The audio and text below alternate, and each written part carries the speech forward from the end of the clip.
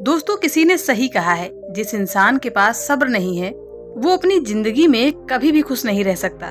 भगवान गौतम बुद्ध अपने शिष्यों के साथ अपने आश्रम में रहते थे। शिष्य के मन में ये ख्याल आया कि उसे भी अपना एक आश्रम बनाना चाहिए। एक दिन वह सभी भ्रमण के लिए निकले थे। इसी यात्रा के दौरान उनकी मुलाकात एक किसान से हुई। वो किसान बहुत गरीब था, लेकिन उदार दिल का था। उसने महात्मा से कहा, आज रात आप मेरे घर रुके और भोजन करने के पश्चात ही जाएं। महात्मा मान गए और उन्होंने उसे आश्रम बनाने वाली बात बताई। शाम हो गई। किसान ने कहा, आप मेरे बिस्तर पर सो जाइए, मैं नीचे जमीन पर सो जाऊंगा। उसने फर्श पे एक पतली सी चादर बिछाई और लेट गया।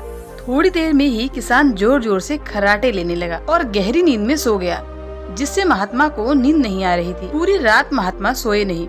वो किसान को देखते रहे और सोचते रहे, आखिरकार ये कैसे इतना निश्चिंत होकर अपने फर्श पर एक पतली सी चादर डाल के सो रहे हैं। अगले दिन सुबह हुई। किसान जब उठा, उसने महात्मा के चरण स्पर्श किए। तब महात्मा ने कहा, मैं तुमसे एक बात पूछना चाहता हूँ कि तुम बिना किसी बिस्तर के इस फर्श पर कैसे सो जाते हो?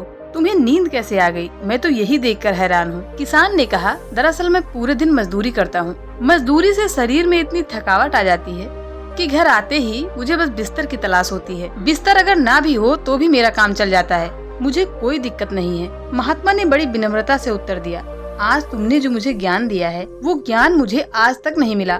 आज मुझे पता चल गया कि इंसान के मन का असली सुख क्या है। अब मुझे किसी भी आश्रम की इच्छा नहीं रही। इसके बाद वह एक छोटी सी कुटिया बनाकर रहने लगे। जीवन का असली सुख संतोष में है। अगर मनुष्य के पास जो भी है उसे स्वीकार कर ले और उसी में संतोष कर ले, तो जीवन में उसे खुशियाँ तलाशने की जरूरत नहीं पड़ेगी।